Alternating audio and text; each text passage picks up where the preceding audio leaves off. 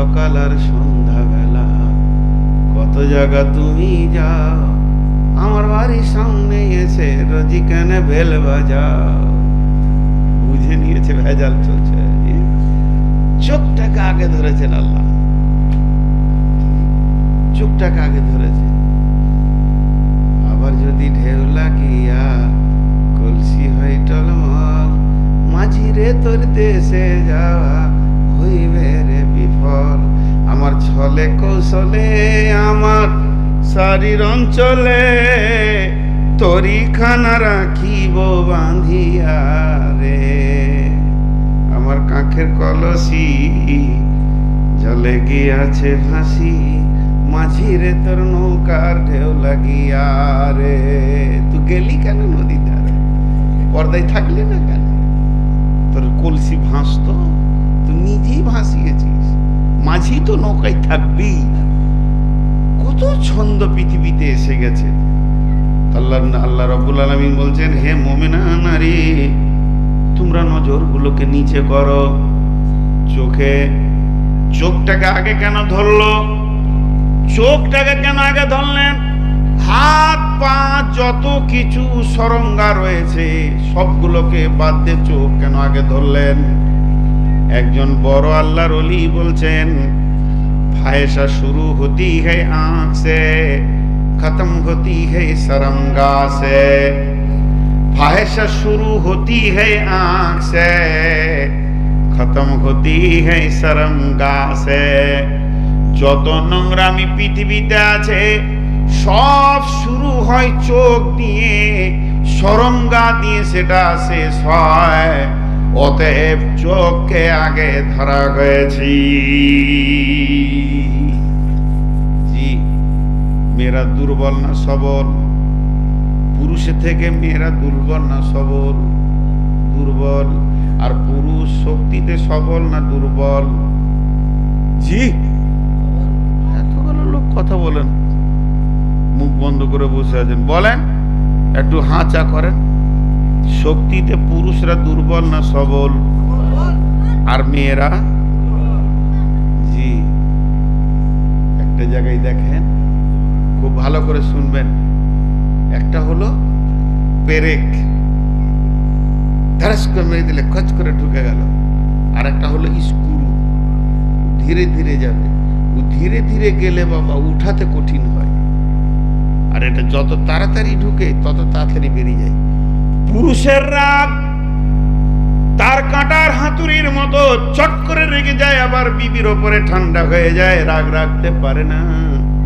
আর মেয়েদের ছলনা হচ্ছে ধীরে ধীরে এমন করে প্যাঁচ এঁটে দেবে, সারা জীবন বাপ মায়ের সঙ্গে আর কথা থাকবে না। একজন দার্শনিক বলছেন, পৃথিবীর সব থেকে ধারালো অস্ত্র কি? বলে খুর। বলে না, তা দিয়ে আত্মীয়তা কাটা যায় না। পৃথিবীর সব থেকে ধারালো অস্ত্র হলো নারীর চোখের পানি। এমন অস্ত্র এটা, যে মা জন্ম দিয়েছে তার সঙ্গে মত পর্যন্ত কথা হয় না। অতএব বন্ধুরে আমার, আল্লাহ বলছেন মেয়েদেরকে, তোমরা তোমাদের নজরগুলোকে নিচে করো। আপনাদের একটা আছে আহিরন হল্ট, আর এখানে আছে জঙ্গিপুর, বুঝতে পেরেছেন? আর কামরূপ এক্সপ্রেস চলে আসছে একবারে মালদা থেকে দান করে, নিমতিতে দাঁড়িয়েছে। কামরূপ নিমতিতে ছাড়ার পর নিয়ত করেছে সুজনিপাড়া দাঁড়াবো না, আয়রন হল্টে দাঁড়াবো না। আমি ভাবলাম সুপার গাড়ি একবারে জঙ্গিপুরে দাঁড়াবো, কিন্তু শুনেলেন আয়রন হল্টে উত্তর কেবিনে যে লোকটা আছে সে বড় দুর্বল। দুর্বল মানে কি? তার চাকরি হলো 4 ক্লাস চাকরি, বেতন কম, আর চাকরি সেরকম বাড়ি থেকে যাওয়া আসা করে চাকরি করে। কিন্তু যে ড্রাইভারটা আসছে সুপার ফাস্টের, কলেজ স্কেলে বেতন পায়, সম্মান হচ্ছে তার কলেজের প্রফেসরদের মতো। তারপরেও সে নিয়ত করেছে দাঁড়াবো না, জঙ্গিপুর ছাড়া আমার গাড়ি ব্রেক করবে না। সে যত বড় দামি হোক না কেন, রেল দামি, চাকরি দামি, সুপার ফাস্টের সে পাইলট, তারপরেও যদি লাল সিগন্যাল থাকে তাকে দাঁড়িয়ে যেতে হবে। হবে কি হবে না জোরে বলেন? আর সে গাড়ি ঢোকাতে পারবে না।